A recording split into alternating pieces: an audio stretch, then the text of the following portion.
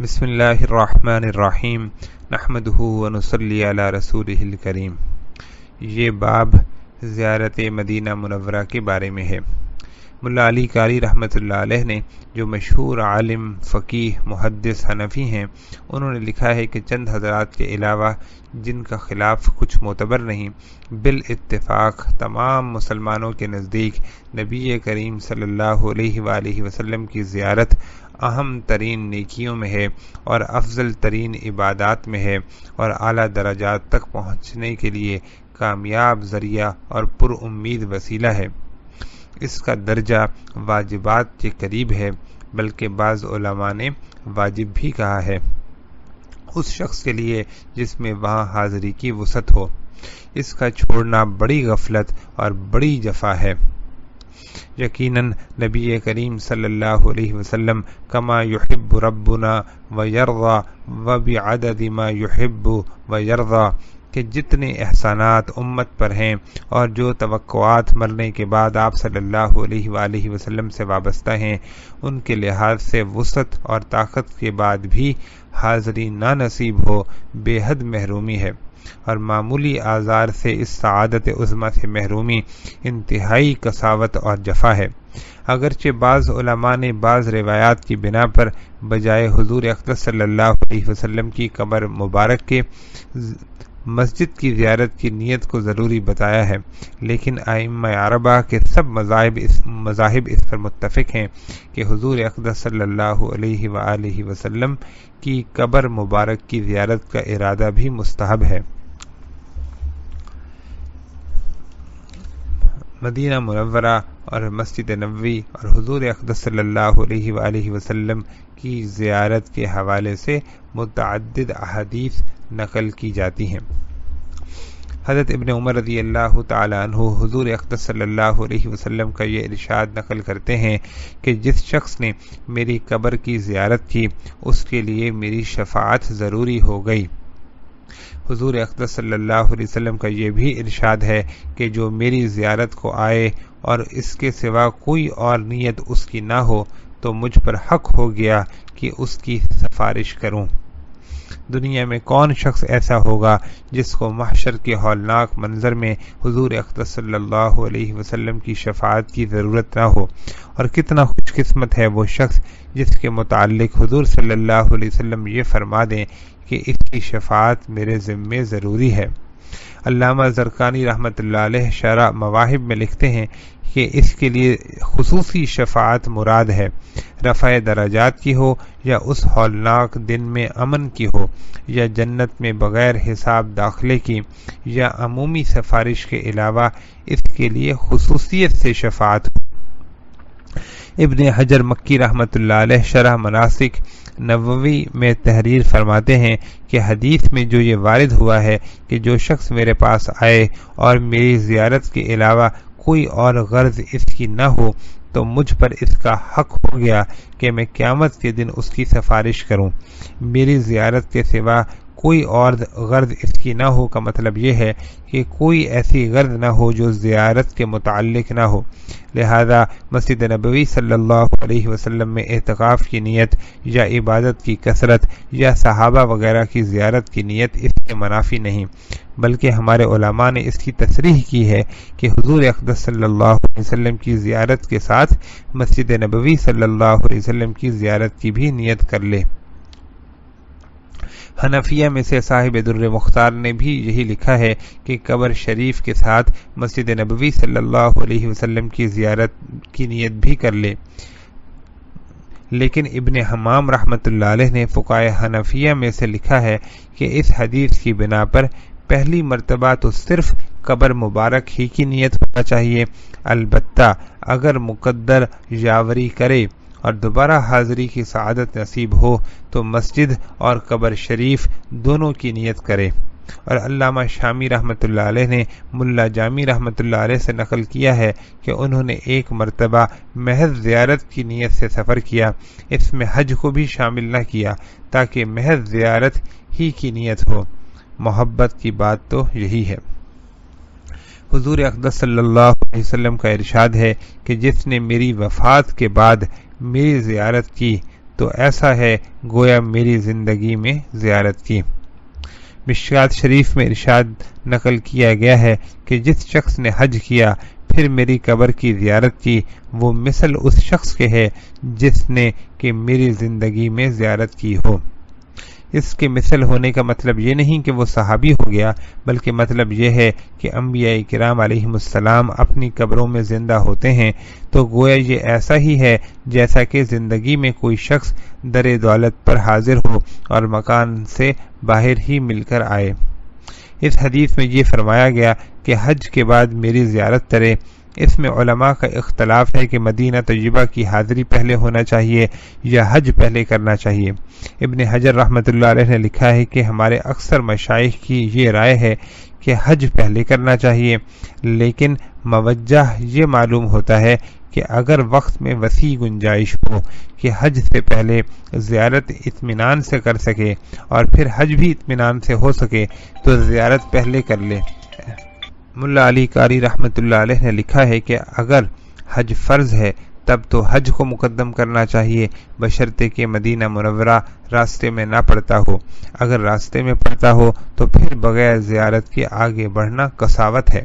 یہ بہرحال ضروری ہے کہ حج کے وقت میں گنجائش ہو، اس کے فوت ہونے کا اندیشہ نہ ہو، اور اگر حج نفل ہے تو اس کو اختیار ہے کہ جس کو چاہے مقدم کرے، اور اولا یہ ہے کہ حج کو مقدم کرے تاکہ گناہوں سے حج کی بدولت پاک ہو کر روضہ پاک کی زیارت کرے۔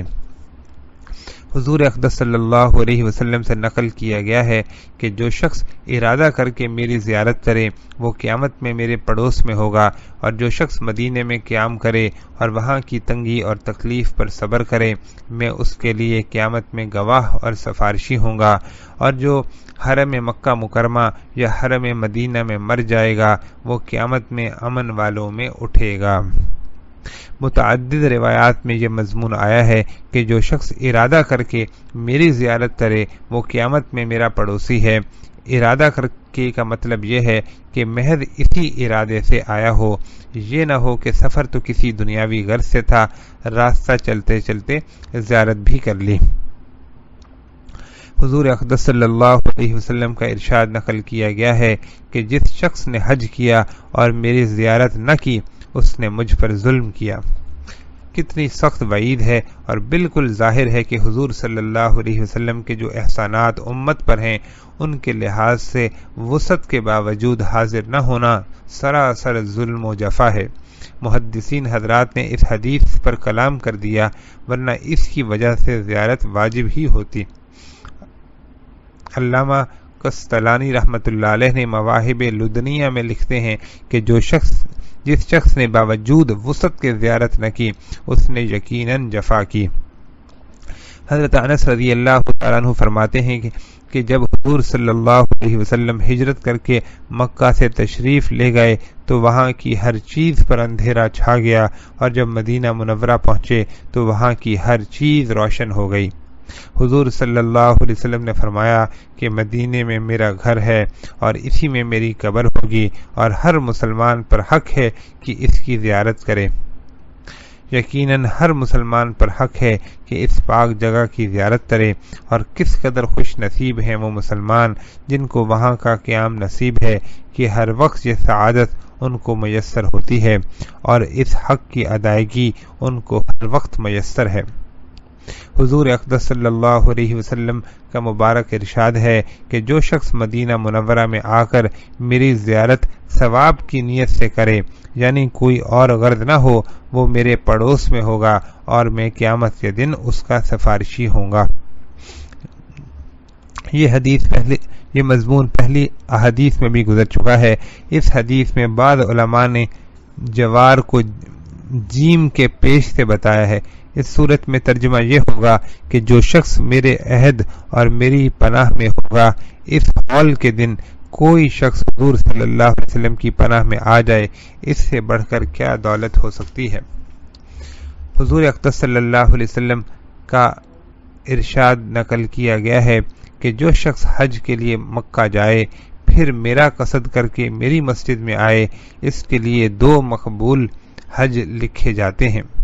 حضور صلی اللہ علیہ وسلم کا یہ بھی پاک ارشاد ہے کہ جو شخص بھی میری قبر کے پاس آ کر مجھ پر سلام کرے تو اللہ جل شانہ میری روح مجھ تک پہنچا دیتے ہیں، میں اس کے سلام کا جواب دیتا ہوں۔ ابن حجر رحمۃ اللہ علیہ شرح مناسک میں لکھتے ہیں کہ میری روح مجھ تک پہنچانے کا مطلب یہ ہے کہ بولنے کی قوت عطا فرما دیتے ہیں۔ قاضی عیاض رحمۃ اللہ علیہ نے فرمایا ہے کہ حضور اقدس صلی اللہ علیہ وسلم کی روح مبارک اللہ جل شانہ کی حضوری میں مستغرق رہتی ہے، تو اس حالت سے سلام کا جواب دینے کی طرف متوجہ ہوتی ہے۔ اکثر علماء نے من جملہ ان کے حافظ ابن حجر رحمۃ اللہ علیہ سے بھی علامہ زرقانی نے نقل کیا ہے کہ یہ مطلب نہیں کہ اس وقت روح واپس آتی ہے، بلکہ وہ تو وصال کے بعد ایک مرتبہ واپس آ چکی، تو مطلب یہ ہے کہ میں چونکہ روح میری واپس آ چکی اس کے سلام کا جواب دیتا ہوں۔ یہ نقل کیا گیا ہے کہ جو شخص حضور صلی اللہ علیہ وسلم کی قبر مبارک کے پاس کھڑے ہو کر یہ آیت پڑھے ان اللہ و ملائکتہ یصلون علی النبی، اس کے بعد 70 مرتبہ صلی اللہ علیہ یا محمد کہے تو ایک فرشتہ کہتا ہے کہ اے شخص اللہ جل شانہ تجھ پر رحمت نازل کرے اور اس کی ہر حاجت پوری کر دی جاتی ہے۔ ملا علی قاری رحمۃ اللہ علیہ نے لکھا ہے کہ صلی اللہ علیہ یا محمد کی جگہ یا رسول اللہ کہے تو زیادہ بہتر ہے۔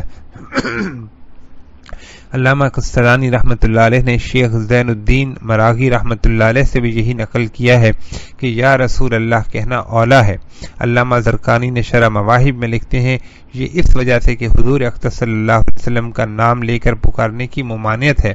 لیکن اگر یہی لفظ روایت میں منقول ہے تو منقول کی رعایت کی وجہ سے ممانعت نہ رہے گی۔ اس ناپاک و ناکارہ کے خیال میں روضہ اقدس پر مزوروں کے رٹے ہوئے الفاظ بغیر سمجھے طوطے کی طرح پڑھنے کی بجائے نہایت خشوع و خضوع سکون وقار سے 70 مرتبہ الصلاۃ والسلام علیک یا رسول اللہ ہر حاضری کے وقت پڑھ لیا کرے تو شاید زیادہ بہتر ہے۔ علامہ زرقانی رحمۃ اللہ علیہ شرح مواہب میں لکھتے ہیں کہ 70 مرتبہ کی خصوصیت اس لیے ہے کہ اس عدد کو اجابت میں یعنی قبولیت میں دخل ہے۔ قرآن کریم میں بھی منافقین کے بارے میں حضور صلی اللہ علیہ وسلم کو ارشاد ہے ان تستغفر لهم 70 مرة فلن يغفر اللہ لهم، کہ اگر تم ان منافقوں کے لیے 70 مرتبہ استغفار کرو تب بھی ان کی مغفرت نہ ہوگی۔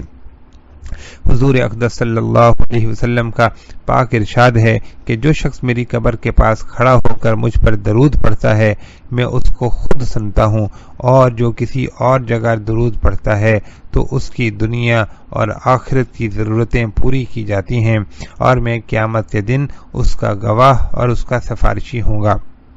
دوسری متعدد احادیث میں آیا ہے کہ جو دور سے کوئی شخص درود شریف پڑھتا ہے تو اللہ جل شانہ نے فرشتے مقرر فرما رکھے ہیں جو اس کا سلام مجھ تک پہنچاتے ہیں۔ اس حدیث شریف میں قبر شریف پر کھڑے ہو کر درود شریف پڑھنے کی کس قدر فضیلت ہے کہ سرور عالم صلی اللہ علیہ وسلم اس کو خود بنفس نفیس سنتے ہیں، اور کس قدر خوش نصیب ہیں وہ مبارک حضرات جو اس پاک شہر میں رہنے والے ہیں اور ہر وقت بلا واسطہ درود شریف حضور صلی اللہ علیہ وسلم کی خدمت میں پیش کرتے ہیں۔